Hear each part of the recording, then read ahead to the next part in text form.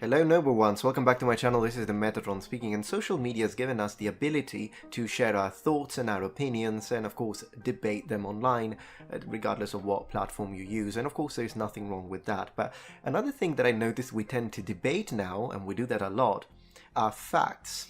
However that happened. Moreover, a pattern I seem to notice is that the net tends to reward the way you say something or the forum in which you say it rather than how correct you are. It has indeed become a matter of the echo chamber in which you speak rather than the veracity of your points or the rigorous formulation of your ideas or the logical consistency of the nature of the information presented. Due to all this, I think today, with today's topic, we need a reality check.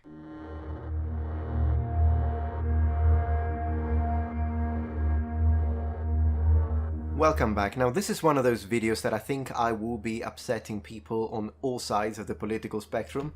Welcome to my life. But for whatever reason, if you are not one of the people who gets pissed off very easily, then let me know what you think, if you agree, if you disagree. Of course, try to be civil, if possible, to those who get very emotional about this. At the end of the day, we're just discussing, sharing opinions, and using reason and logic to understand and figure out as much as possible where the truth is. I do want you to consider this channel as a safe haven where you come just for cold facts, and I will not disrespect your intelligence just by pandering to you. I won't tell you what you want to hear. When it comes to facts, I'll tell it how it is, and when it comes to opinions, I'll try to be as unbiased as possible. Of course, it's not possible to be 100% unbiased, but have as many guards against selective bias as possible. After all, information is always as reliable as the verifiers we implement. Lately, there has been a lot of talk of women versus men, female versus male, due to the whole Olympics Games situation, specifically within the context of Olympic boxing. Good luck opening Twitter for more than 18 seconds without being flooded with all sorts of takes on the matter, many of which are rather inflammatory. Now, willingly or not, I've gone down the rabbit hole, but probably due to the algorithmic relevancy meters rather than anything else, the system, and YouTube specifically, has been suggesting a lot of videos that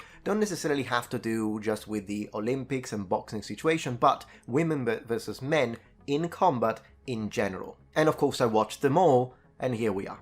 But first, I want to briefly share my opinion when it comes to the boxing match between the Algerian boxer Iman Khalif and the Italian boxer Angela Carini, as it appears that has become the new battleground for the social media culture war. My moderate take on that, briefly, I don't want to linger on it too much, because at the end of the day, I do want to focus this video on the more broader context of women versus men in combat. And we'll do that from three different perspectives. Men versus women, unarmed, men versus women with weapons, and then men versus women, historically speaking, within the context of warfare.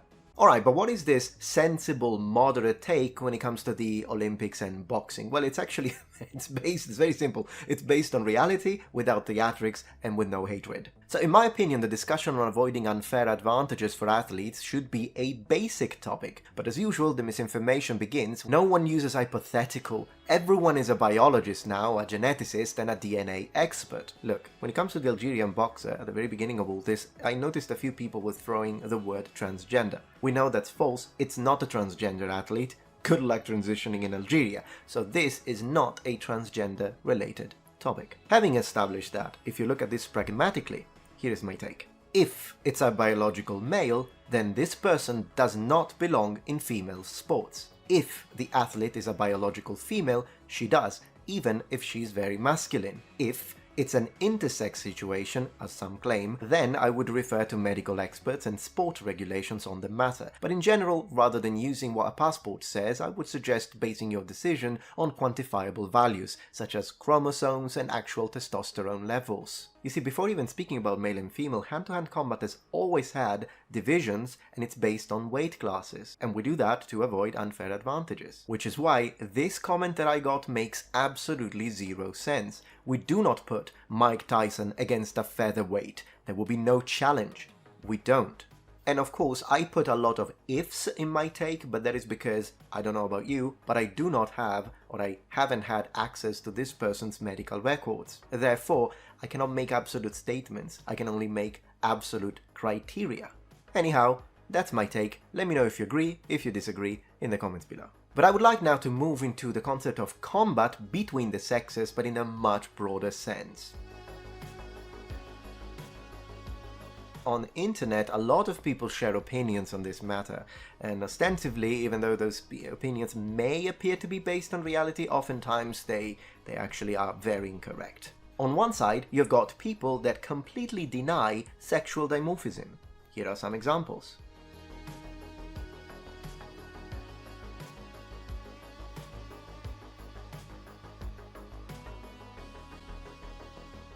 And on the same level of lunacy, you've also got people that deny historical reality, as in this case. Is that there have been plenty of female warriors throughout history, and women have proven to be just as strong, if not stronger, than men when allowed the chance to prove themselves. It's nonsense. From a historical standpoint, it is a fact that for the majority of human history, men went to war, not women. Of course, there are some exceptions to this rule, but these are both numerically and statistically insignificant. They are interesting from a historical standpoint to study, but they do not represent the norm. It is a fact of biology that men, on average, tend to be bigger and physically stronger than women. Whoever tries to deny this lives in fantasy land. In most species, we have the selection of different phenotypes and divergent sex-specific trait optima, which contribute the largest components to phenotypic variance in all sorts of taxa, not just humans. Be that as it may, it is also important, I think, to underline that there are people that then do agree with me at a fundamental level when it comes to, the basic of biology, and they swing the pendulum so far on the other side that they end up also making completely incorrect statements. And that is the case with two different Andrews that I ran into. No woman can fight with a sword. 0 women can fight with a sword. You are going to get killed if you were a woman fighting with a sword, 100% of the time. A lady in that, he would not just kill you if you were a lady in this fight, no matter how good a duelist you were. He would not just kill you, he would vaporize you. One of the people that I'm referring to is Andrew Clavin. He made some really cringy statements a few years ago about this idea of women and sword, and how a woman could never defeat him. Well, I'll show you in a second. But even though these are old statements, I still find people that use the exact same arguments today, verbatim, and these arguments are clearly based not only on the original videos that he showed, but also the fact that he made a response to the HEMA community that was actually calling him out for how wrong he was. And today we're going to look at that because that I hadn't seen. Now, one of the things that I'm discussing is the fact that we're talking about a lot of hypotheticals here. So let me actually show you something. Here's a clip from a few years ago when I was fencing. I'm on the right and I was fencing a friend of mine on the left. Now, he's a HEMA practitioner and I would like to underline the fact that he is stronger than me, faster than me, more experienced than me, and overall a much better fencer than I am. In fact, he won the duel. He got me more times than I got him, but I still got him a few times. And the few times that I did get him, once I hit him in the face. Another time I disemboweled him. And the third time he had parried, but it couldn't stop my blade because even though I am the weaker of the two, I was using blade geometry correctly, he parried with the weak part of the blade, and because of leverage, he couldn't stop my blow. I am the weaker guy here, least experienced one. I still got him a few times. Once again, Martin, you were the best on this one, but it does bring the point. It's not as simple as they make it sound. But then there is also another Andrew, coincidentally, that I would like to respond to, and it's Andrew Wilson. Now, probably most of you know him. He's a very famous debater. I believe he has a channel called The Crucible. I don't really watch his channel, but I've seen him debate quite a few other debaters, and I usually do enjoy watching debates because of the skills that you can see debaters have. And some of the content that he makes is that you'll have these podcasts when he debates feminists, for example. Now, I watched this video here, and there are a few statements that he makes that I think are completely wrong, so I would like to respond to those. You don't need to take weaponry out of the picture. Weapons require strength to use. Those who are strong can use them better. In other words, if men have weapons and women have weapons, women lose. I cannot grant you this hypothetical, and here's why. But now I would like to take a moment to mention the kind sponsor that made this video possible, Magic Spoon. You see, when I was a child, I used to have cereal every morning for breakfast, and it was something I really enjoyed, and I loved it. As an adult, however, I stopped doing that, mostly because of all the extra sugar.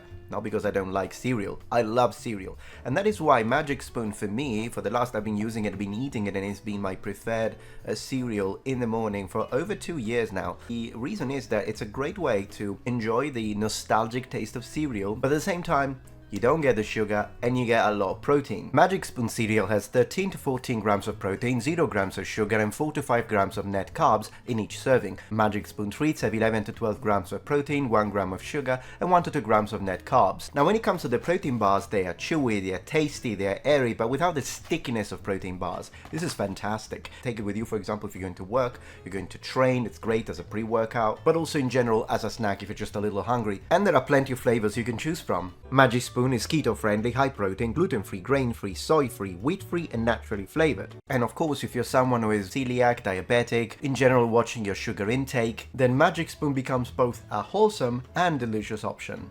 Alright, so what are you waiting for? Use my code Metatron or click the link in the description below to try Magic Spoon cereal or treats with a $5 off. And Magic Spoon is so confident with their product that it comes with a 100% happiness guarantee, so if you don't like it for any reason, you'll get your money back, no questions asked. So click the link in the description below, go to magicspoon.com/Metatron for $5 off your order. And massive thanks to Magic Spoon for sponsoring my video.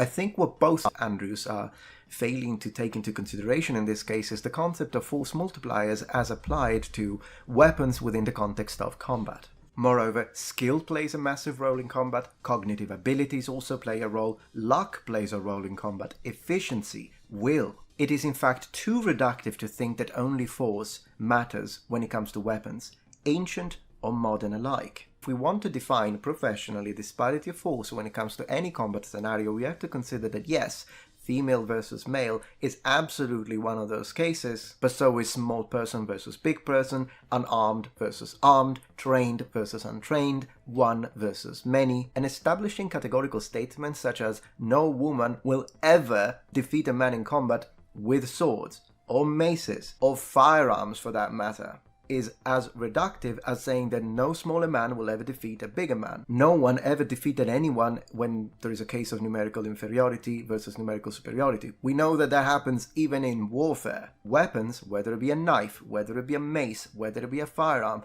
are massive force equalizers. And they will give mechanical advantages to those who are wielding them, particularly if they know how to wield them. So as we try to calculate effort versus resistance force, not all weapons require strength as the primary constituent. I would argue that swords are not strength-based weapons, but they are technical weapons. This is a medieval mace, and mind you, a little bit on the smaller side of the spectrum. These weapons are designed to concentrate the force into one small point or area of effect to maximize impact force. If I give this to the lady in front of you, and she hits you in the head, she will crack your skull. Are you physically stronger than her? Sure. Does that matter once the mace enters the equation? Not as much. Well, let's look at the force, for example, extended by a different kind of impact weapon, a hammer. And we could take an example of a medieval warhammer. Before anyone says that it's too heavy, she wouldn't be able to wield it. 2 pounds. Thank you very much. The force generated by a weapon like this is the result of the hammer's mass and its acceleration at the moment of impact. As we were saying, a weapon is a force multiplier. If you swing a warhammer or a mace very quickly, due to the way the weapons are designed, it will be very easy to generate force required to break a human skull in its weakest points, meaning the temples. But even if it hits you right in the head, in the middle of the head, a single properly placed hit with a mace or a warhammer will most likely create what is called a depressed skull fracture, which will lead to traumatic brain injury and most likely unalivement. It is a matter of force vectors. Even when neglecting rebound, the damage potential is catastrophic. In other words, the whole problem of, well, if someone is stronger than me, they will dominate and I won't be able to do anything with it, was solved in the Stone Age. Which is why for the majority of human history there has always been an arms race between armor and weapons. Better armor, better weapons, better armor, better weapons. Which is why helmets were invented and entered the equation in the freaking Bronze Age. You think that just because someone is stronger and is gonna smash you with all of his strength, committing full strength in every single attack, you know what could happen if it's a woman fighting in that situation, in that duel? What could happen is that she parries or she evades once he overcommitted to the attack, and then she counters with a riposte that has this much blade from a rapier or even a dagger, to be honest, but whatever bladed weapon, into either your eye or your throat. If that happens, it's the end of the duel. This much blade. It doesn't matter in that case if you're stronger, bigger. Here's a little refresher on what his original point was. There's a couple of scenes where women fight with swords, and I just hate these scenes because no woman can fight with a sword. 0 women can fight with a sword. And what I mean by that is in a situation where you are fighting men who are used to fighting with swords, you are going to get killed if you were a woman fighting with a sword, 100% of the time. But in a war situation where you are swinging this 5 to 10 pound sword again and again and again against much, much, much stronger men, they are going to kill you. Then he made a response video to the backlash that he got when he was called out, and then he responded by saying this. I have to answer this question, and then I think I'm going to leave this topic alone. But I get so many emails about this still, and still people bring it up on Twitter and things like that. So I have to answer it one more time. It is worth going back to it. This is from Ben. He says, thank you for picking my question. I'm curious to hear more about why you say a woman could never beat a man in a sword fight. I was not talking about a sports duel, right? Obviously, in a sport with a referee and technique, where technique matters for everything, there's some level of skill and not skill where a woman could defeat anybody. You know, I mean, we're talking about war, right? This is important. When you're fighting a guard, when you're fighting a soldier, you're fighting other soldiers, right? And you're a knight fighting other knights, and there's not any rules, and there's nothing, you know, there's no dirty fighting, there's nothing like that. So I was watching this film, really good film, by the way, The Last Duel, with Adam Driver and Matt Damon, and they get in a duel, and there's very realistic battles, medieval battles in it, very realistic sword fight. I wonder how he knows that it's very realistic medieval battles and very realistic sword fight. And how do you know that those are realistic? At the end, now obviously none of us has ever seen a medieval sword fight, but I have seen a lot of fist fights in bars and other places, and I think this is a very realistic depiction of what this is like. Just take a Okay, that's where he loses me. Completely. Why? So this guy, he saw some fist fights in a bar, and so now he knows how to recognize a real medieval combat scenario with swords. It's insane as a way to formulate it. Just say you don't know. Just say you don't know. It is so much better to do that than to try and defend a point by bringing up all of these excuses that make absolutely no logical sense. Massive overswinging, typical of Hollywood movies, but of course he doesn't know that because he has never seen practical schema techniques that have been applied based on the actual treatises. For example, Fior di Battaglia by Fiore dei Liberi, 15th century Italian grandmaster. He hasn't got a clue. He doesn't know what technique is. So whatever he sees, he thinks it's going to be realistic just because it looks brutish.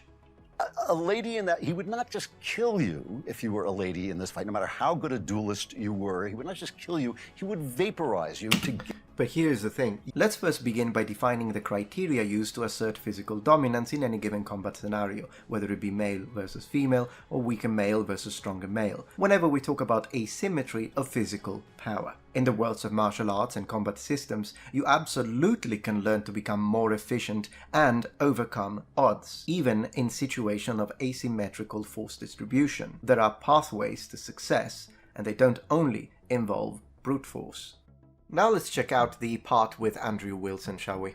But I do have to give him credit in the sense that, differently from the previous speaker that I mentioned, Andrew Klavan, who makes absolutely zero sense and is actually quite cringy to listen to, at least Andrew Wilson makes some good points before he actually loses me completely. So let's check those out. With a basic argument before I move to larger arguments. My first argument, my first objection, is what I call an equal force objection. Men are the enforcement arm of society. And because they are the enforcers of rights, and I don't believe that rights exist as an objective standard, but rather they're a social construction of the mind, what I think we actually have is what's called force, right? So force are rights. Okay, she appears to be disagreeing with that, but I actually agree with him. I think he made a very good basis point when it comes to law enforcement, as you will see. In fact, I don't even know why she's disagreeing with that. This is a very good statement. The problem I have is afterwards when she brings up an actual very good counter arguments that he refutes, and it's the way in which he refutes that where I actually see a connection marginally to Andrew Klavan. Check this out. Really can be, because the entailment of a right is it's only as good as who can enforce it. So if you are to have a right, an entitlement, absent a duty, if we can define a right as that, then what you're really talking about is force. You're talking about having force to make sure that you have this entitlement. That would be necessary. And so when I'm talking about force, I'm saying that men have the monopoly on force. And because they have a monopoly on force, anytime they so choose, they can take the rights away from women, but it's never possible the other way around.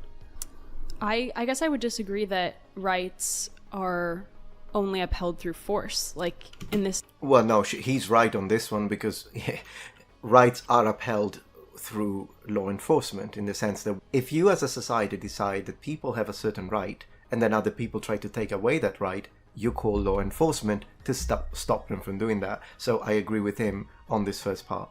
Hypothetically, men could turn against women and use like brute strength and brute force to take away rights, but I think I would disagree that rights are only force. I do agree that they are a social construction. Your legal system is force. I mean, the legal system, yes, it's force. It's coercion, but I think... no, it's not just coercion, it's force. I know what you mean, but I mean, in that case, women can train to use weaponry and use guns. I mean, we have weaponry now that can kind of fill the gap between men and women's. We do. Actually, she's right on this one. We have a weapon is an equalizer of force, and I would like to kind of expand on this, and I will. But first, I want you to see how he responds, so that because I want to make sure I don't build any strawman here. So let's listen to the entire counter argument. Then I'll show you how I would respond to that. Everything comes down to actual physical force. And let me explain what I mean. There's not one time in history ever that you can point to where women have been able to collectively use force in order to dominate men. However, every point in history I can almost point to where men can and have done that. And the opposite cannot be true.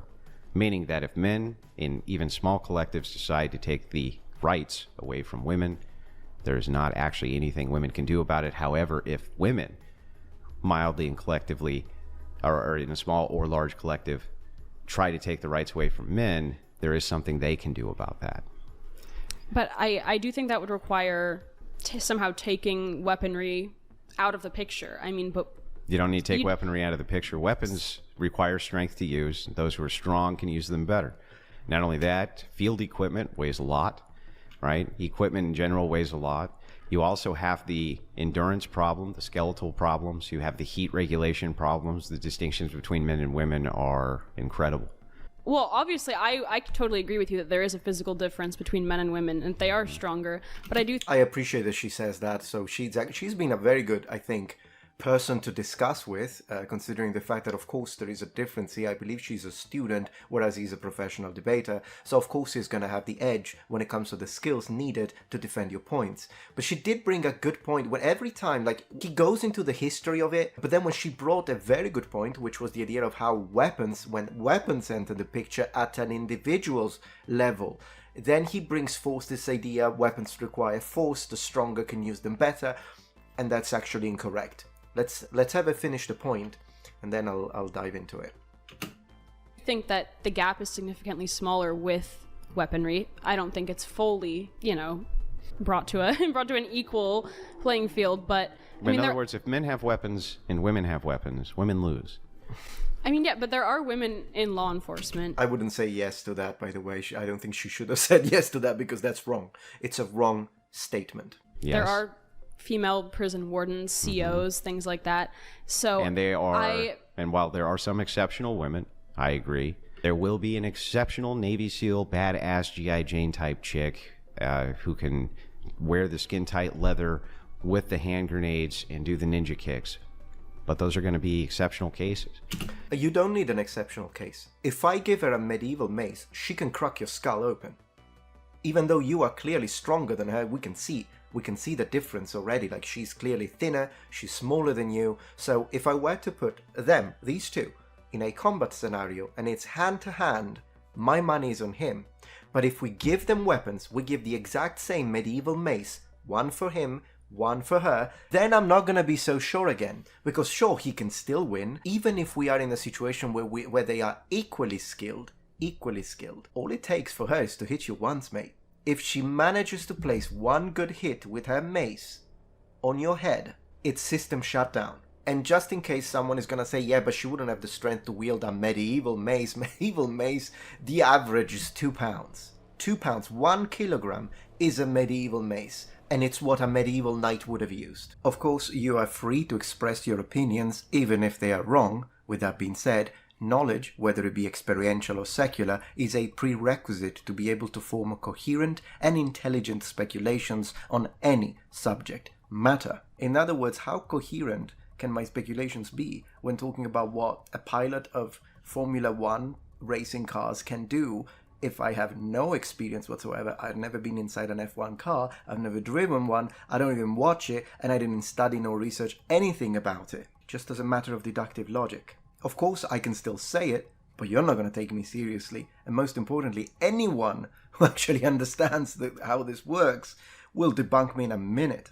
But in a war situation where you are swinging this 5 to 10 pound sword again and again and again. Also, this is the typical weight range of medieval swords. Something that absolutely this girl could 100% wield. Also because swords take advantage of levers. By design. The reality is that once a weapon is involved, it becomes very easy to end a person's life. Unfortunately, may I add, human bodies are fragile. A lady in that, he would not just kill you if you were a lady in this fight, no matter how good a duelist you were. He would not just kill you, he would vaporize you. You don't need to decapitate an opponent to unalive them. You don't need to vaporize. This is our response to this idea of 0 women will ever win in a sword fight. If you have a combat scenario where they're both unarmed and the man, in this case, as it is on average, is stronger and tougher than a woman, then yes, my money is on the man. But it's not 100% even in that case. How trained are they? What is their state of mind? How much experience do they have? There are a lot of factors that come into play. But on average, yes, my money will be on the male, and that is biological reality. When weapons enter the equation, the situation changes dramatically. You can absolutely have a woman. If the woman has a weapon and the man doesn't, my money's on the woman, even if he is physically stronger than her. If they both have weapons, then realistically it's a matter of skill, as we see in all sorts of Olympic, fencing, HEMA, and in general weapon-based martial arts. And to answer the idea of, well, yeah, but in those cases there are rules, but if there are no rules, the man will always win. That's also nonsense. That's also nonsense, because if there are no rules, there are no rules for both. And once again, if there is no armor involved, it doesn't take that much to win with a weapon. In the broader context of historical warfare, as I was saying, in the majority of cases, it was men that went to war, not women, and that is a fact. But to bring this historical fact as a sort of justification to say, well, you see that means that no woman in a single combat scenario will ever win against a man is out of place. That happened for a multitude of reasons, one of which was the fact that in general men are also more interested in combat and war. Men have a tendency to be interested in that more than women. Men are physically stronger on average, but it is also a socio-cultural situation, not to mention the fact that at the end of the day, even from a species perspective, it makes more sense to risk men than to risk women in combat, regardless of the fact that men are stronger than women on average. Even if they weren't, in an alternative reality where men and women were absolutely equal and there was no sexual dimorphism whatsoever when it comes to raw body strength and mass, even in that situation it would make more sense to send men to war and not women, because if you have to repopulate a town and you only have 1 man and 10 women, you can repopulate it pretty fast. But if you have 1 woman and 10 men, not so much. Regardless, I'm saying all of this because to me, categorical statements like this mostly show that debates, the way they work, that they're not a great way to establish or learn truth. Because people who are engaged in debates, they normally just try to get as many points as possible for their side. They very rarely will concede a point, even if they're wrong, mostly because that's not what they're there for. And usually, whoever wins is not the person who has the truth, but it's the person who is more capable or experienced when it comes to the ability to defend their point, whether or not the point was correct or not in the first place. So they can be very entertaining. At the end of the day, debates might as well one day enter the Olympics. It is a form of intellectual combat, if you will. But they aren't a great way to establish or learn truths. I hope that you number ones enjoyed this little discussion that I wanted to present. Also, don't forget to take advantage of the amazing offer Magic Spoon has for you by clicking the link in the description below. Thank you very much for watching, and remember that Metatron has spread his wings. Goodbye.